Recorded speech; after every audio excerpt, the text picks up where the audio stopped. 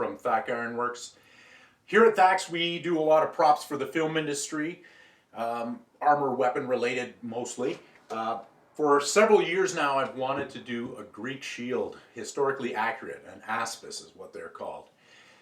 Trouble is that historical evidence is sketchy at best for this sort of thing. The very nature of the shield, their composition, and their use means that they don't really survive through the centuries.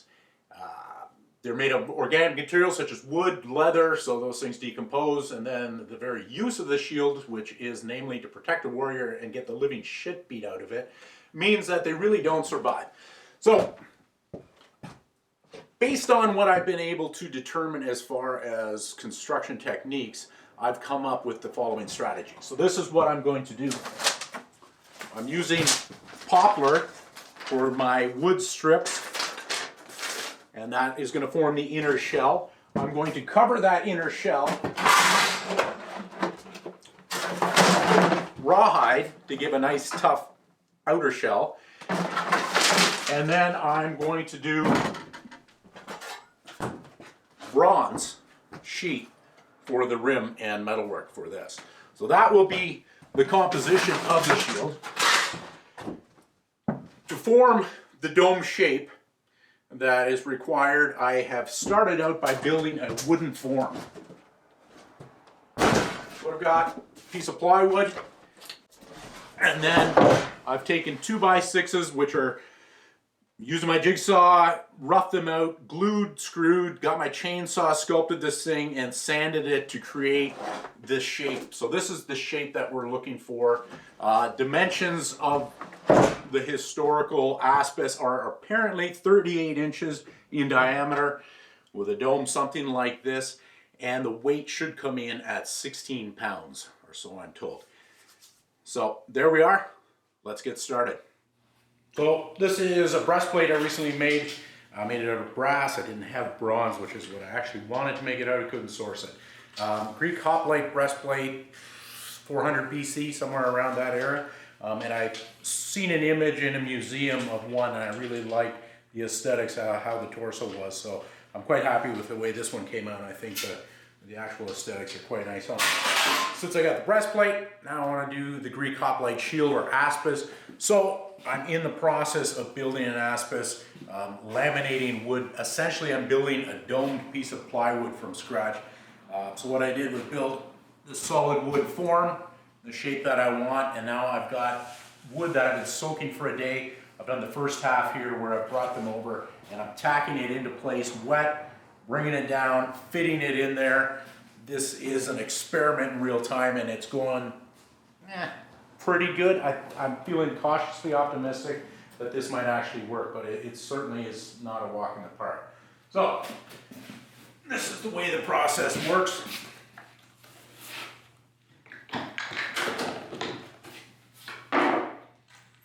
Just start by tacking the piece on next to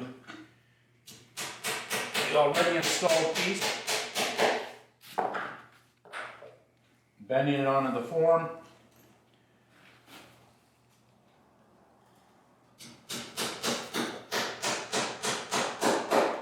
In the center part of the shield, things bend very nicely because it's basically just a quick right angle bend. I ran into a lot of problem as I got to this kind of decaying angle where the dome is dropping off and the angle becomes ever steeper, and it was a real trick to kind of get to work that around. So I'm hoping that the first layer is sufficient, the fact that I've got it all in place there. As I add the second layer, it's going to go on something like this, where I'll have to start in the center, remove all the existing nails, and then just start curving a piece over perpendicular to these pieces and gluing it on as I go and tacking it down. And then I'll have to do the entire layer spreading out from the center, same way I'm doing this first layer, but gluing the second layer to the first layer and pulling out the nails from the first layer as I go so that it will ultimately pop off its form nicely. Let's see how this works out. Okay, so the first layer is now tacked into place. I did most of it last night. This morning I just finished off here, so you can see it's a little wetter. This side is already drying out, so I'm going to let it dry over the weekend and just see how things set up. After that point, what I will do is start pulling out the nails from the center and gluing new wet straps on, starting center out, and just removing the nails as I go, driving more nails in to hold the second layer in place, and just hope that everything maintains its shape. So let's see how that goes. This transition here is the most awkward part of this whole thing. I haven't really come up with a really ideal system for it other than just kind of shaping pieces and putting them, fitting them in, experimenting.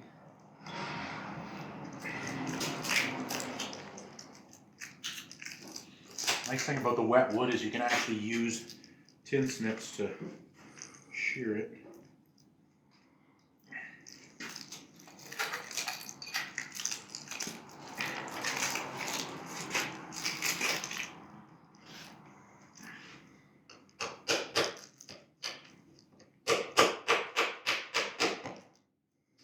For this many hours into it, my hammer handles are so sticky, they tear my gloves apart. I'm on probably about my 12th pair of gloves already today. And I think we're about 5 hours into this process. It's going well, but it's certainly aggravating with the sticky finger thing.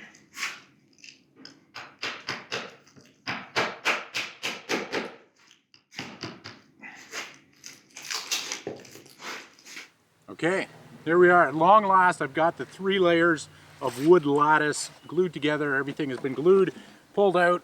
I have sanded it inside and out and basically got my shell done. I'm guessing about 50 hours into the project just to make the wood shell at this point. So a rather time-consuming project. This is not a weekend thing if you want to make a shield like this. But anyway, very excited that I've got this shell. I think it's a cool shape.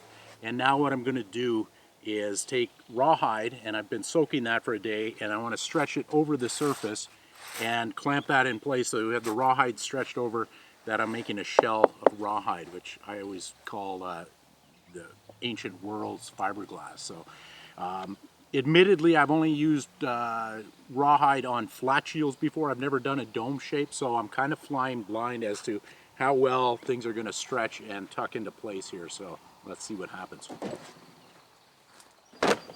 Okay, so here's my piece. And now, I'm going to start trying clamping it on here and see how things work out.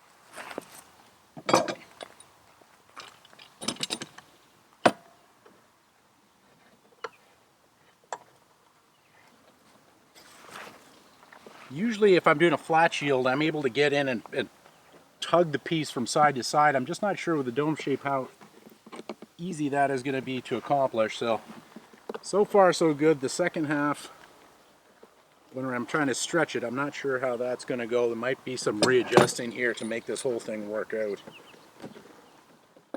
Okay, so I'm on my last, I've got 3 of the pieces clamped and I'm going to my 4th piece, but you can see I got a lot of wrinkling here.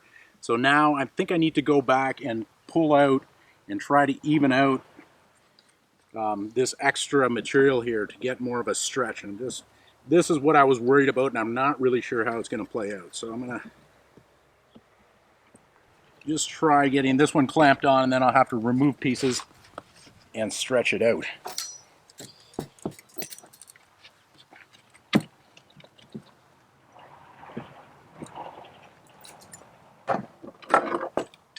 Okay, the final couple clamps on here. It's stretched out quite nicely. It was a little bit awkward to get some of the wrinkles out there, but but I think it is now more or less sitting flat, and this is going to now shrink into place. At least that is the game plan. Very hot sun. I'm hoping that it's not going to dry too quickly, but what the hell? Gotta take a chance.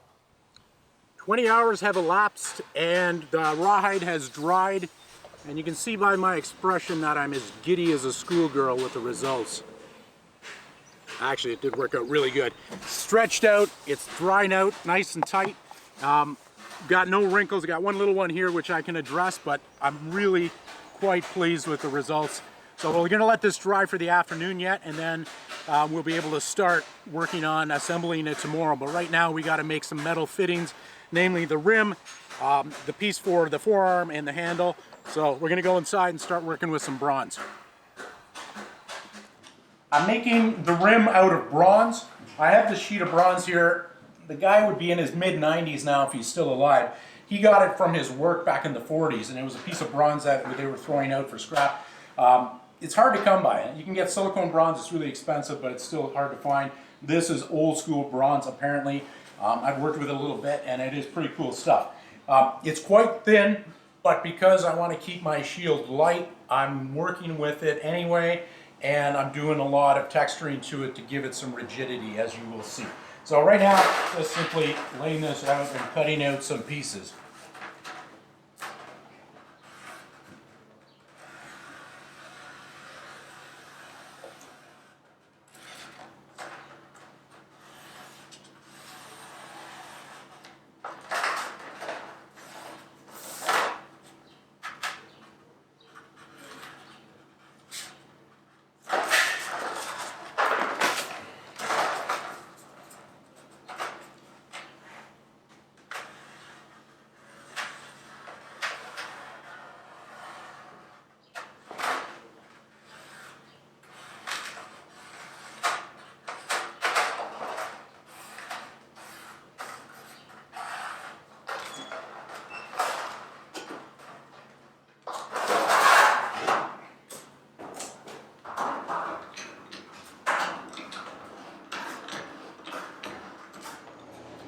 This is the bronze 24 gauge, which is really thin for what I'm used to working with as an armorer, but it's all I had, and I want to keep, as I said, the lightness on this shield down, so I'm embossing this to make it extra stiff. To start out with here, I'm just going to bend the rim down, so this is just kind of a boring process.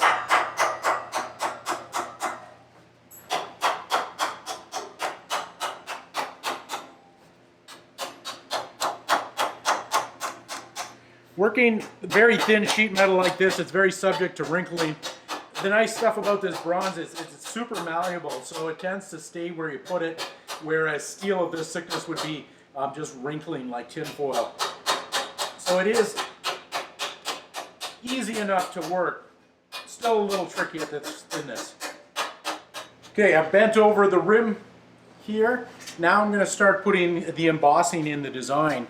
And to do that, because I was going around the full circumference, I needed to get the geometry right, the math balanced out. So I decided to spend a little bit of time, about an hour and a half, to build this jig here, which has got the repeating pattern, one of it that I can just jump it across, also has these bars here, which just kind of keep everything into position. So I'm just going to get it in its first position here and start hammering, and then there is just a lot of hammering.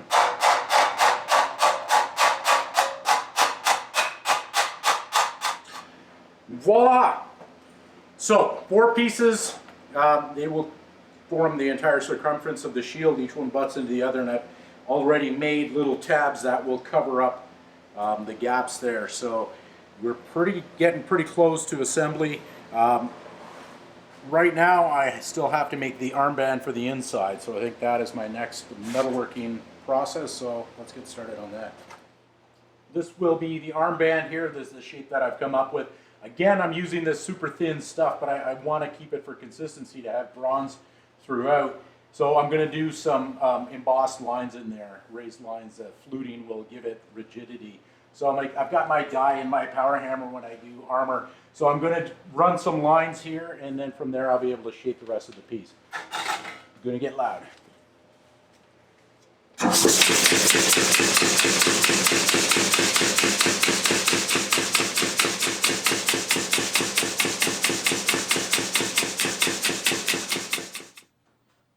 long last, the assembly phase. Got 2 coats of red on here. Hellboy red is what I'm going with.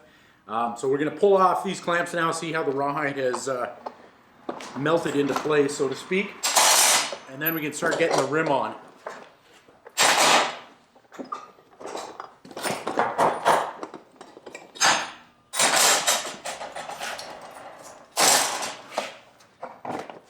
Look at that, it worked out. So we've got an individual piece here.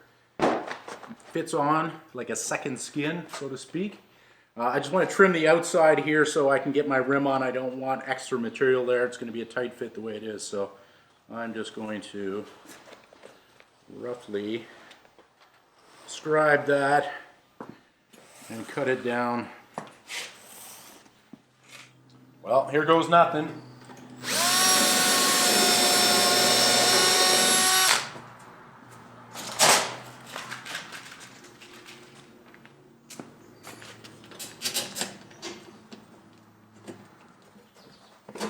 So far so good. They're more or less fitting into place here. I got to do some final adjusting, and so I'm just temporarily bolting the pieces into position for now in case they need to be adjusted, and then I will pull out the bolts and add the rivets.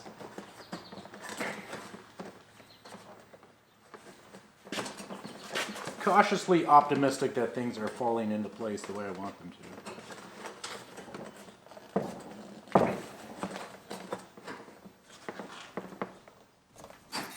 So I'm attaching the 4 rim pieces here. I've made these 4 tabs to kind of cover up the gap and hold everything into place.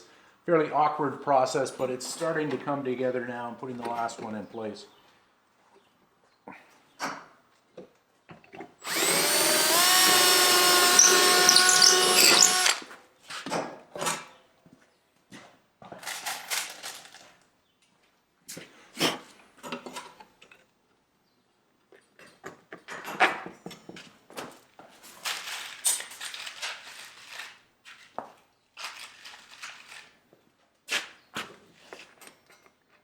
I'm always curious to know how they actually assembled pieces in ancient times. They didn't have bolts. It's what I use making armor all the time, is bolt everything together as I'm building it so I can get everything fitted. Not sure what they did. I don't think anybody really is. One of the mysteries.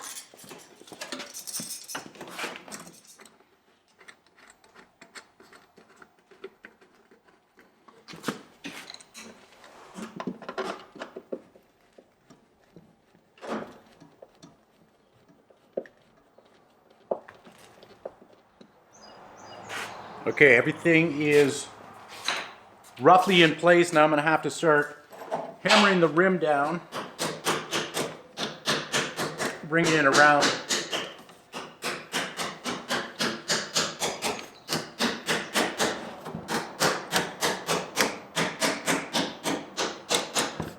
So, riveting. At long last, I'm using copper rivets. And this is a little tricky.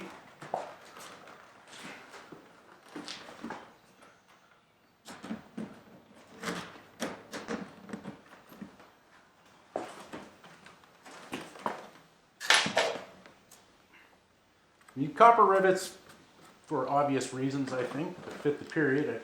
They're softer than the brass ones. I'm using brass washers.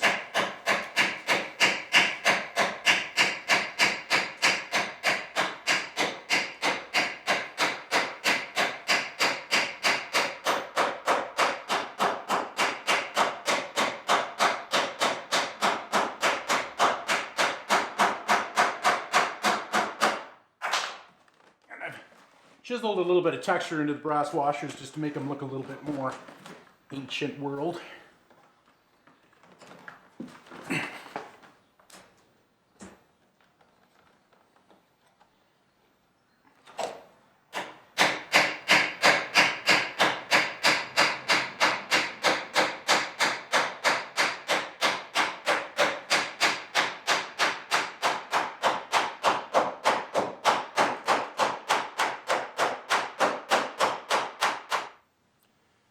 Okay, I've got the rim riveted on now. I need to do a little fine tuning on that. That was a lot more challenging than I was hoping for.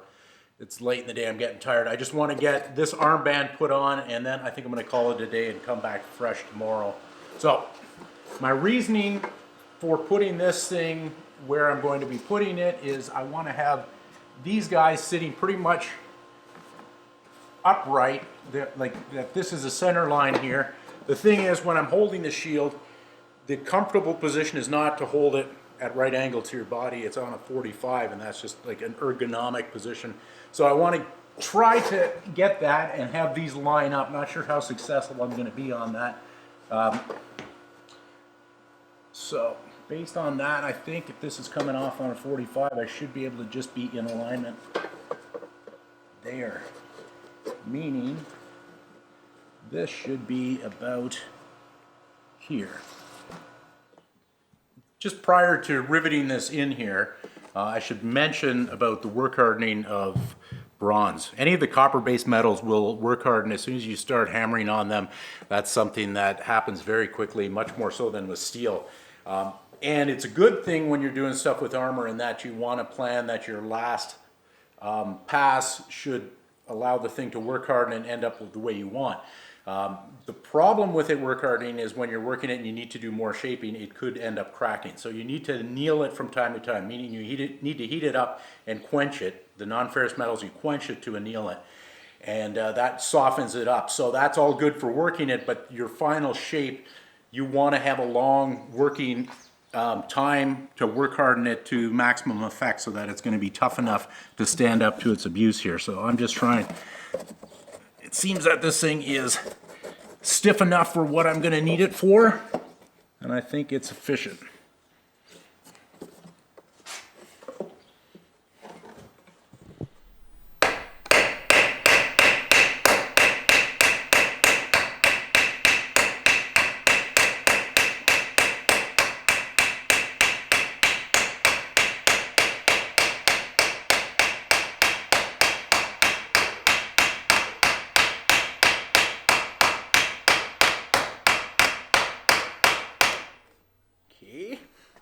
That's fun.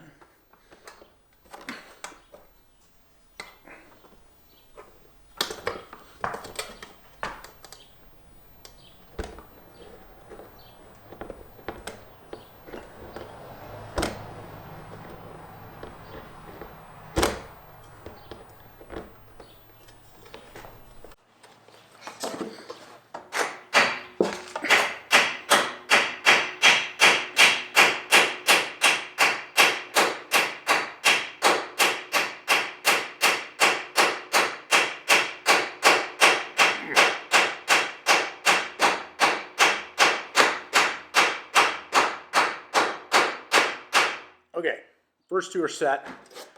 That was the tough ones. I got 4 more now. Drill those out, get some rivets in there. So I've done some fine tuning. 7 hours fine tuning. This thing's taken forever. Anyway, it's looking rather sexy. I'm pleased with the results thus far. So you can see here's the surface of the shield inside. Got the both handles in place now. I need to put some padding in yet here just to tighten it up on my arm to give a little bit of padding for use. Incidentally, I keep forgetting to mention the shield is designed to sit on the shoulder. It's part of the design of this, so it makes it very comfortable to wear when you're marching around, that your arm isn't getting fatigued all the time. So anyway, there we go. Now I want to put my insignia on, or a scorpion is what I've decided to do, which I thought looked kind of badass. So okay, so here I am tracing out my scorpion. So get this roughed out, I can start painting it in, and that is basically the final step on this thing. Race to the finish line.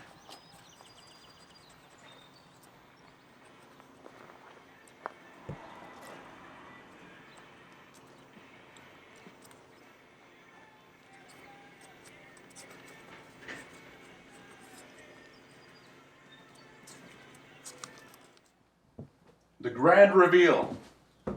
So I'm pretty happy with the end result. I like the way the red and the bronze play off each other. I think it creates a nice aesthetic. I think a very striking shield. It looks good from a distance. Weight-wise, I was aiming for 16 pounds, if you remember. It actually came in at about 19.5 pounds, so a little heavier than I was looking for. I'm not quite sure how I could slim that down. Perhaps if I didn't use the rawhide, that would have probably removed 4 pounds right there. Maybe make the wood a little bit thinner. I don't know. Not really too disappointed. I think it's a good sturdy shield. It seems still light enough for its size. All right, for all you techno nerds there, I got some specs on it. So, time-wise, it took me 12 hours to build the wooden form, just initially to get that started. From there, it took 50 hours to actually make the wooden shell with the wet wood and all that stuff and the gluing and the mess. The jig for my rim motif took me about 2 hours to make. The metalwork itself, doing the rim and the handles, took about 5 hours. Stretching the wet rawhide over the form, that took an hour. The assembly took about 5 hours. Red paint, that was 2 hours. And then painting the scorpion, that took me about 5 hours, coming in a grand total of 82 hours. So rather large investment in time to make a single shield, but I think the result is quite nice. I'm very pleased. This was fun. I think we should do it again.